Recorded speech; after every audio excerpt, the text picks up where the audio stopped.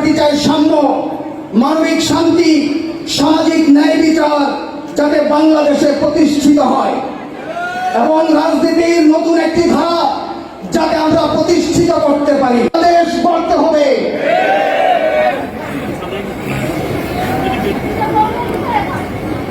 আজকে এই সমাবেশে যেভাবে সারা দেশ থেকে আপনারা ছুটে আসলেন, জাতীয় পার্টি, সহযোগী সংগঠন, মহিলা ফ্রন্ট, ছাত্রী ফ্রন্ট, আপনাদেরকে জাতীয় পার্টির চেয়ারম্যান মোস্তফা আমির ফয়সাল মহোদয়, জাতীয় পার্টির senior vice chairman doctor Sayem Amir Faisal মহোদয়, জাতীয় পার্টি পুরুষ সরকার ব্যবস্থা সম্পূর্ণ ঢেলে সাজানো দরকার, মেরামত করতে হবে।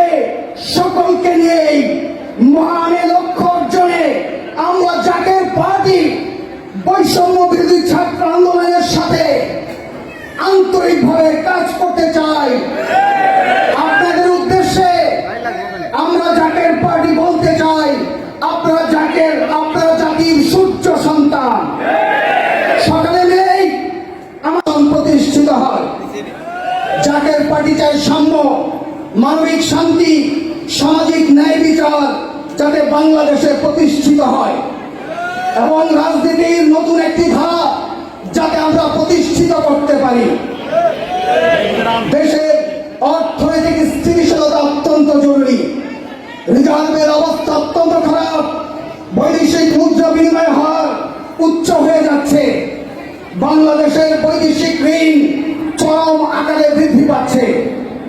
এমত অবস্থায় এখন মধ্যবিত্ত শ্রেণীর মানুষ অত্যন্ত কষ্টের মধ্যে দিয়ে যাচ্ছে।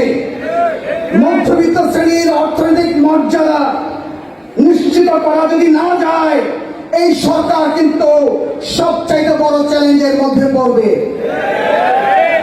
তাদের পেটে খাবার দিয়ে, পরনে কাপড় দিয়ে যাতে মর্যাদাপূর্ণ জীবনযাপন করতে পারে তা সুনিশ্চিত করতে হবে। একটি বিষয় এখানে আবারও পরিষ্কার করা অত্যন্ত জরুরি। জাতীয় পার্টি অতীতে 14 দলের সাথেও ছিল না এবং বিএনপি নেতৃত্বাধীন 20 দলেও ছিল না।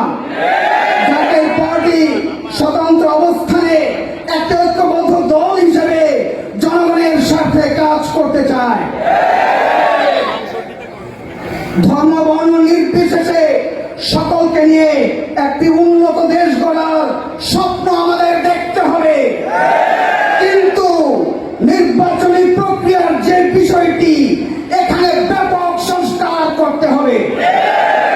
যেখানে পুলিং এজেন্ট থেকে শুরু করে যেভাবে পেশি শক্তি ব্যবহার করা হয়, নির্বাচনী গণতন্ত্রের বাংলাদেশে বর্তমানে সেখানে কোন সুস্থ মানুষ নির্বাচনী রাজনীতিতে বিজয় অর্জন করা